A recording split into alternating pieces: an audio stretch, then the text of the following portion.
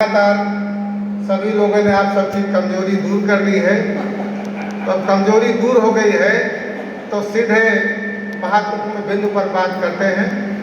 वैसे बहुत अच्छा लगा, बाकी बातें कल अभी समापन में होंगी। सबने कुछ न कुछ टॉपिक के माध्यम से अपने विषय वस्तु को रखने का प्रयास किया और एक दूसरे के टीचिंग मैनर को देखा और उससे सीखने का भी प्रयास किया। हमने बायोलॉजी के टॉपिक को हमने भी लिख दिया था, उस समय अचानक से आए थे। 11th का टॉपिक है फोटोसिंथेसिस इन हायर प्लांट्स, उच्च पादपों में प्रकाश संश्लेषण। तो आप जानते हैं, जैसे फिजिक्स वाले सर ने कहा था, बिना प्रकाश के जीवन संभव नहीं है। वैसे बायोलॉजी के सब्जेक्ट टीचर के रूप में मैं ये भी कह सकता हूँ कि बिना पादपों के भी जीवन संभव नहीं है। पादप और जीवन एक दूसरे के पूरक हैं। कितना भी कोई मांसाहारी क्यों न हो, वह भी अप्रत्यक्ष रूप से शाकाहार पे ही निर्भर है। मांसाहारी प्राणियों को अगर शाकाहारी नहीं मिलेंगे तो उनका जीवन नहीं चल पाएगा। मैं तो कहूँगा, प्रकृति ने हमें बहुत कुछ दिया, पहाड़ दिए, मैदान दिए, जंगल दिए, झरने दी, नदियाँ दी, बहुत सुंदर सुंदर पौधे दिए। और प्रकृति की दी हुई हर चीज़ हम सब के लिए एक उपहार स्वरूप है। इसमें यदि हम कोई भी छेड़छाड़ करते हैं तो वही प्रदूषण है।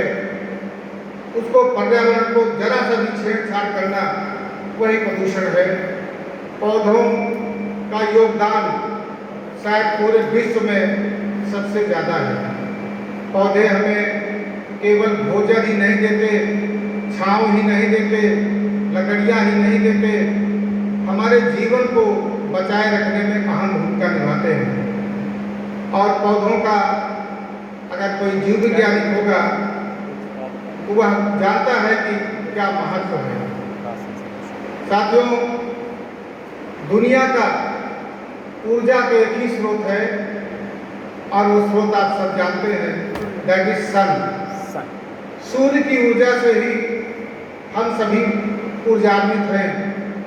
अब आप कहेंगे कि सूर्य की ऊर्जा से हमें क्या लेना देना, तो अप्रत्यक्ष रूप से हम सूर्य की ऊर्जा की एनर्जी को ही पा रहे हैं, क्योंकि दुनिया का एकमात्र ऊर्जा का स्रोत सूर्य है।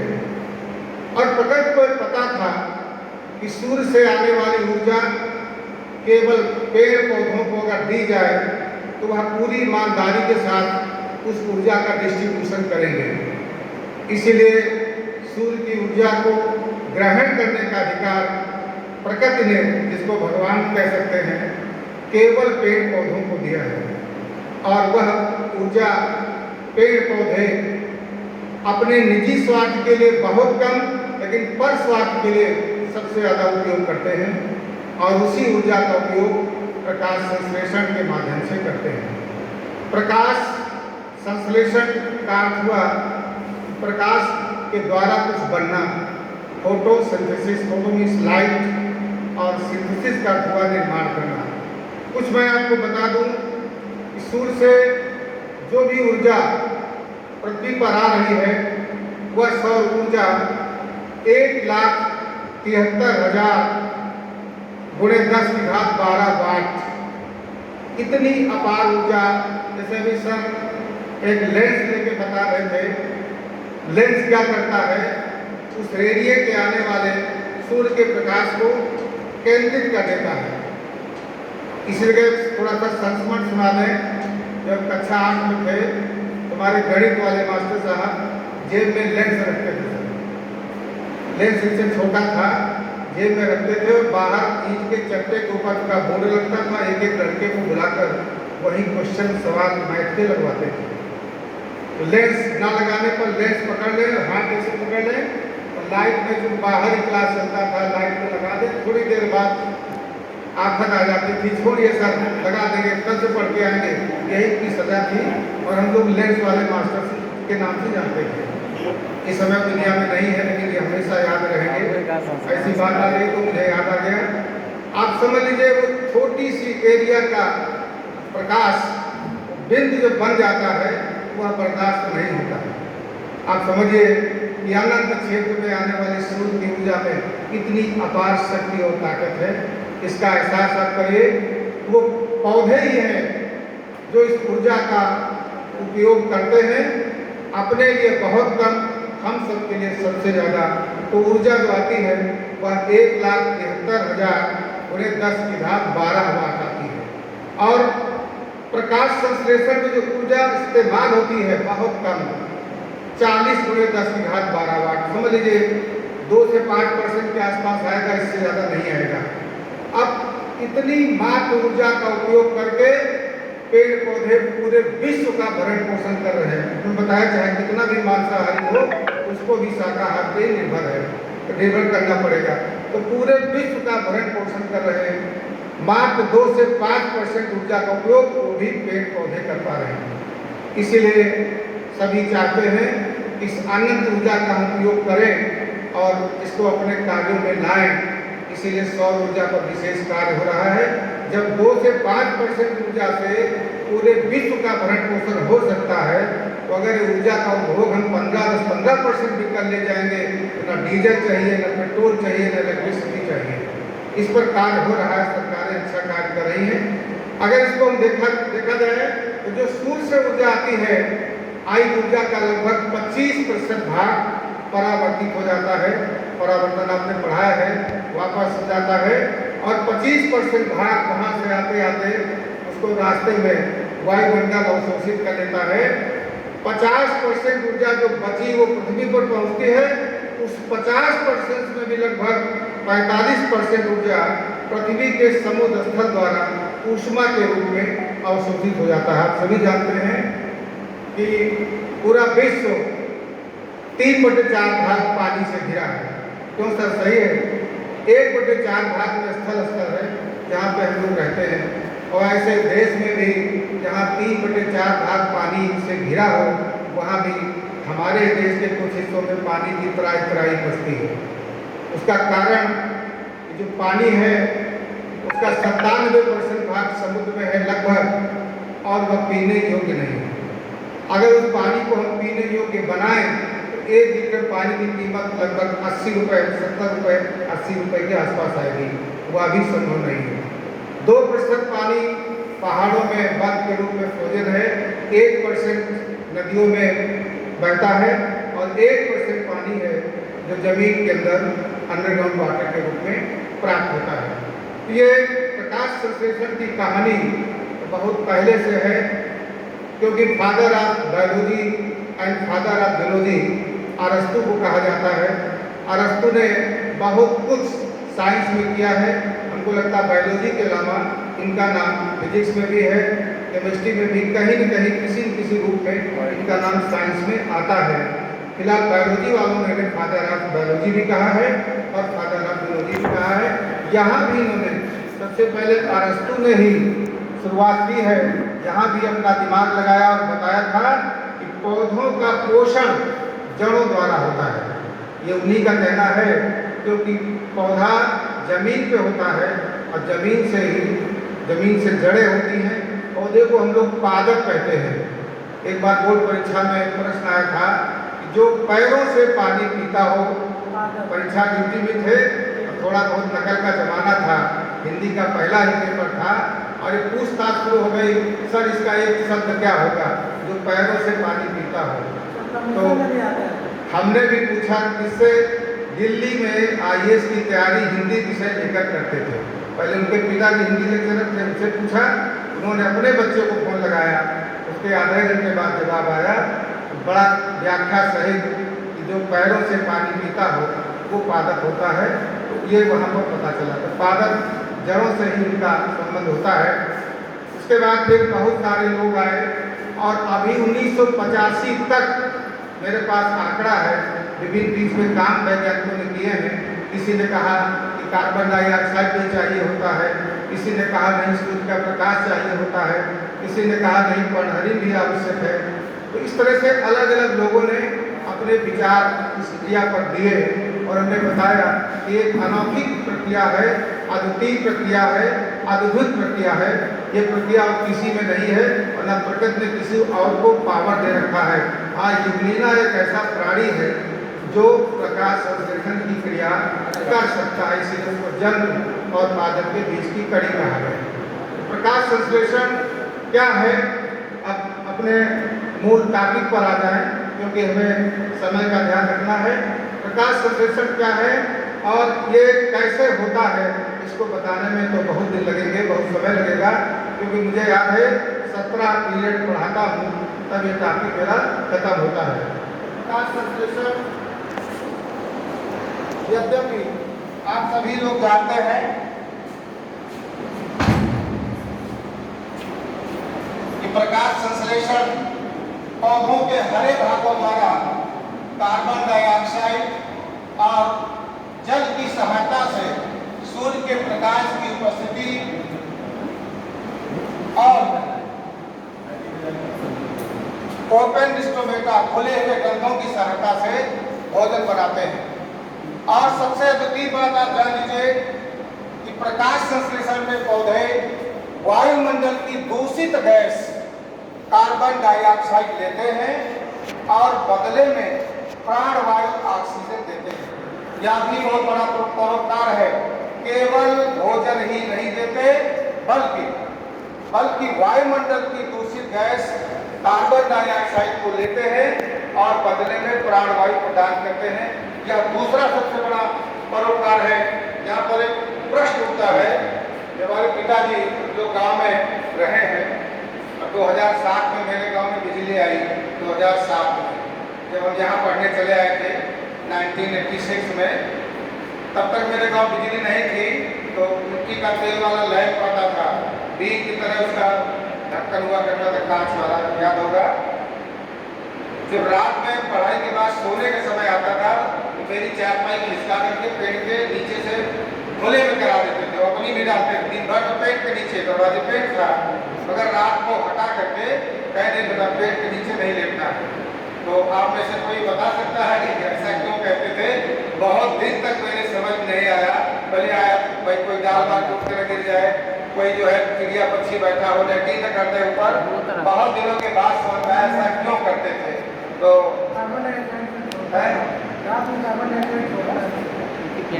मैं आपसे भी संतुष्ट नहीं हुआ सकता।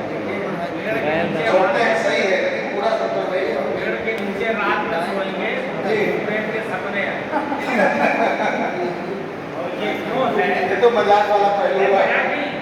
जब आप सोए जहाँ तक है, अच्छा, जब आप सोएंगे तो ऑक्सीजन लेवल आपका कम। मस्तिष्क क्या करता है, देखिए आपके ऊपर बजर रख जाइए तो वो वैसे ही मस्तिष्क सपने बुनता है, हड़बड़ाया जग जाए, बिल्कुल सर, लंबी सांसें लेने लगे। जरा ये फैक्ट हुआ, अगर आपने सपने आते हैं तो आप घबराएंगे, आप भूलेंगे, फिर आप कहेंगे सांस लेंगे, ऑक्सीजन लेंगे, फिर नॉर्मल आएगी। ये कारण डरावने सपने ऐसी चीजें हैं। जब भी आप ऐसे वातावरण में लेंगे, ऐसा नहीं है सपना लाए, तंत्रिका तंत्र आपकी सोते समय भी आपकी रक्षा आप देखोगे, आप जैसे साफ करते रहोगे 30,000 के ऊपर नीचे की फ्रीक्वेंसी की कहीं ना कहीं ना तो समय से जब ये कार्बन डाइऑक्साइड छोड़ आपने सपने जमाएंगे तो वो है, लेकिन वो अपना एक अलग से पक्ष बता रहे हैं, वो भी सही है पूछा नहीं तो ये है ही भी कार्बन डाइऑक्साइड छोड़ने का कारण है। इसका दूसरा पहलू सभी जानते हैं, जैसे आपने बताने की कोशिश की, लेकिन इसमें थोड़ा सुधार की जरूरत है। तो बता दें, एक बार एक क्विज कंपटीशन था और पहले बहुत हुआ करते थे, सब बहुत सारी टीमें आई थी और यही प्रश्न उसमें रख दिया गया, मुझे दे दिया गया कि आप प्रश्न पूछेंगे और नंबर देने वाले अलग बैठे थे, कहेंगे हाँ देना है तो दे देंगे वो नंबर। प्रश्न यही था, पूछा मैं क्योंकि लिखा था कि पेड़ पौधे के नीचे रात में नहीं सोना चाहिए, क्यों? कई बच्चों ने हाथ खड़ा किया, हम देंगे जवाब, लेकिन एक बच्चे को जवाब को मैंने कह दिया इसका एकदम सही है दिया। कई लोगों ने इसमें काफ़ी बहस हो गई और एक लड़का था प्रोफेसर साहब का, वो अब बाद में डॉक्टर बन गया इंटर के बाद भी, उसको मैंने सेलेक्ट किया कि नहीं इसका जवाब सही है। तो थोड़ी सी यहाँ पर सोचने की बात है। जैसे मान लिया ये कोई पेड़ है और इसके नीचे आप सोए हुए हैं, रात का समय है। पहले दिन की बात कर लेते हैं, क्योंकि अभी हमने क्या बताया कि प्रकाश संश्लेषण में पौधे कार्बन डाइऑक्साइड और जल की सहायता से सूर्य के प्रकाश और क्लोरोफिल की प्रेजेंस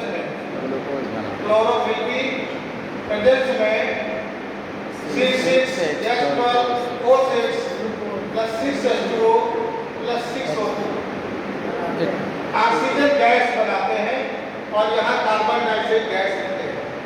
जैसे आपने कहा कि कार्बन डाइऑक्साइड छोड़ते हैं, ठीक है, लेकिन श्वसन क्रिया भी सजीव करते हैं, चाहे पौधा हो चाहे जंतु हो, और श्वसन क्रिया 24 घंटे चलती है, 24 घंटे चलती है।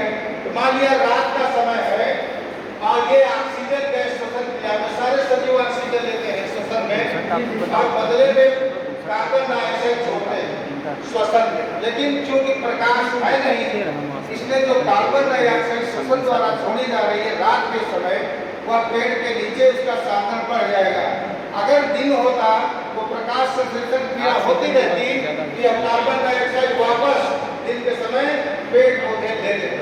तो दिन के समय कार्बन डाइऑक्साइड का कंसंट्रेशन पेड़ के नीचे नहीं बढ़ने पाता, जबकि ऑक्सीजन लगातार छोड़ रहा है तो ऑक्सीजन लेवल अच्छा रहता है।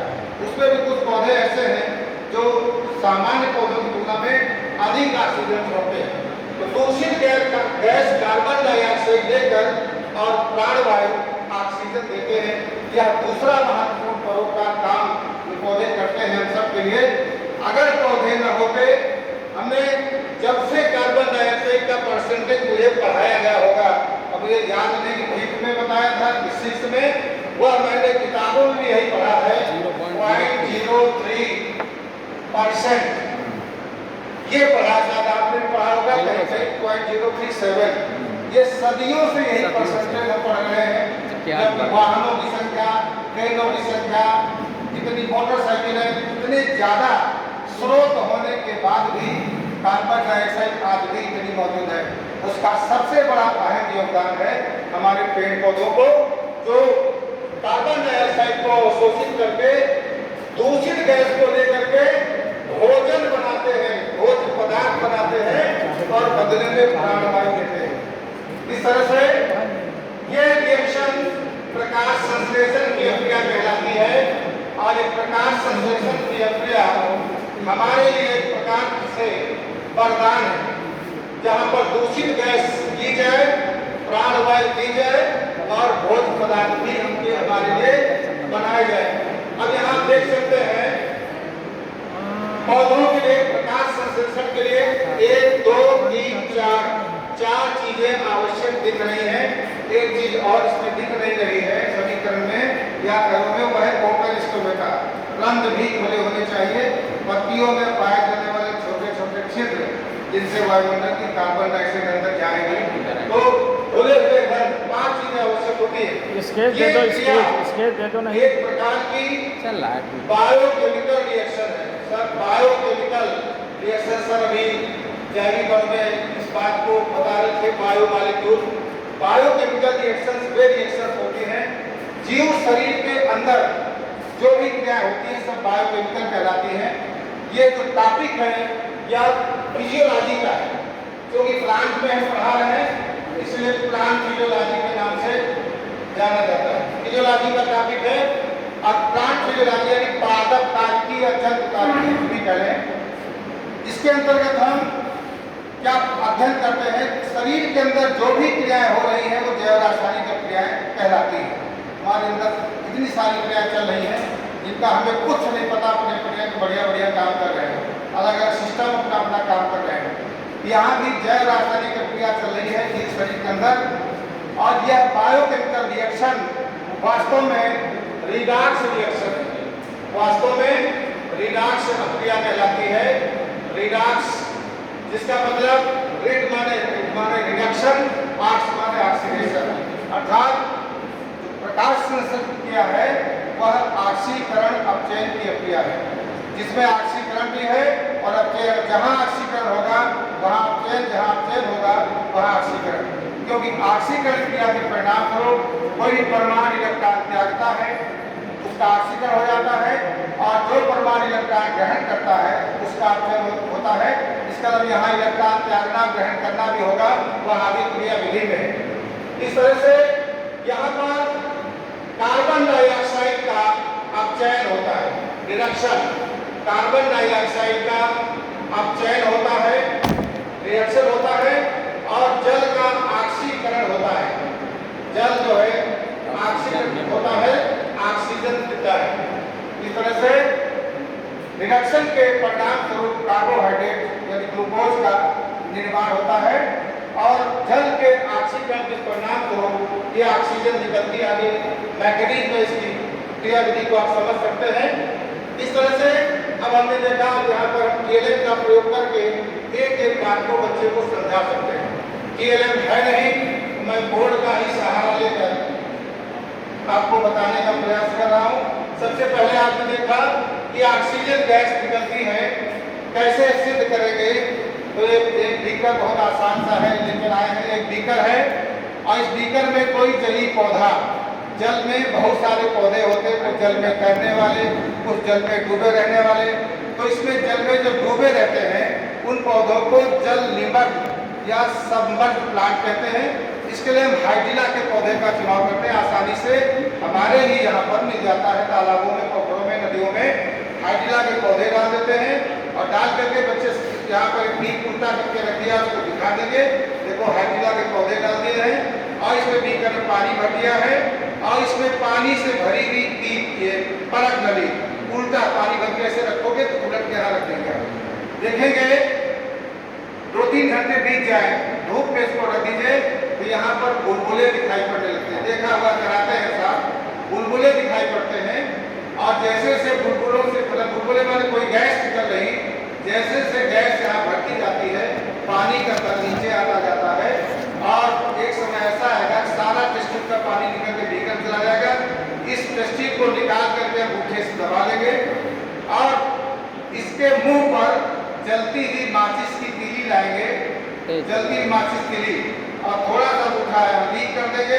तीली बड़ी तेजी के साथ जलने लगती है, अर्थात निकली हुई गैस ऑक्सीजन है, क्योंकि ऑक्सीजन स्वयं जलती नहीं है, एक जलने में सहायक गैस है। दूसरा, अगर ये भी नहीं समझ में आता है तो आप इसमें जब यहाँ पर पानी निकल गया था गैस भर जाने से, तो नीचे से पायरोगायनान के क्रिस्टल से केमिकल है पायरोगायनान के क्रिस्टल डाल दीजिए। पायरोगायनान की क्वालिटी होती है वह ऑक्सीजन को अवशोषित कर देता है, तो पूरी ऑक्सीजन जब अवशोषित हो जाएगी तो फिर पानी पूरा चढ़ जाएगा। इससे सिद्ध हुआ कि जो प्रकाश संश्लेषण की क्रिया है उसमें जो निकलने वाली गैस होती है वह ऑक्सीजन गैस है। तो TLM के माध्यम से अगर बच्चा जिज्ञासा करता है कि कौन सी गैस निकली, हम कैसे जाने, गैस निकलते हुए भी आप दिखा सकते हैं और बता सकते हैं कि नहीं निकली हुई गैस ऑक्सीजन है। इसके अलावा ये सारे जो इसमें सारी चीजें अनिवार्य है। एक भी चीज, चाहे कार्बन डाइऑक्साइड, चाहे जल हो, चाहे सूर्य प्रकाश हो, चाहे पनरीन हो, इनमें कोई भी एक चीज अगर नहीं है तो प्रकाश संश्लेषण की क्रिया नहीं हो सकती। सभी के लिए एक्सपेरिमेंट है, और सभी को एक्सपेरिमेंट दे करके सब सिद्ध कर सकते हैं कि प्रकाश संश्लेषण में ये सभी चीजें आवश्यक भी है। जैसे अब हमें गमले में लगा हुआ पौधा चाहिए, बताएं आगे कि बस करो। तो इस तरह से प्रकाश संश्लेषण, जैसा कि हमने बताया, यह प्रकृति की सबसे अद्भुत और अनोखी घटना है। पेड़ पौधे हमारे लिए कितना उपकार करते हैं इसका अंदाजा हम सबको होना चाहिए। इसीलिए हम सभी को पेड़ों को लगाना चाहिए, पेड़ों की सुरक्षा करनी चाहिए, क्योंकि आगे आने वाली पीढ़ियों के लिए पेड़ों की उपलब्धता बहुत आवश्यक है। हमारे बीच में भी कोरोना काल का समय था और सारे लोग ऑक्सीजन ऑक्सीजन ऑक्सीजन त्राहिमाम मचा हुआ था, और काश अगर पेड़ पर्याप्त हो गए, गाँव में इसका कोई बहुत ज़्यादा प्रभाव नहीं पड़ने पाया। खुली हवा और शुद्ध वायुमंडल, शायद उनको वहाँ पर भरपूर ऑक्सीजन मिल रही थी। यहाँ हम लोग फ्लैट बना लेते हैं, बड़ी बड़ी बिल्डिंगों में 19वें तल में रहता हूँ, 13वें तल में रहता हूँ। ये सब पिंजड़े हैं, इनमें हम लोग निवास करते हैं। ये फ्लैट नहीं, पिंजड़े हैं। बंद बिगड़े का जीवन जीते हैं तो कहाँ से हम लोग स्वस्थ रह पाएंगे। बहुत बहुत धन्यवाद सर, और सेशन बहुत अच्छा रहा, सबके बीच अच्छा हो रहा है।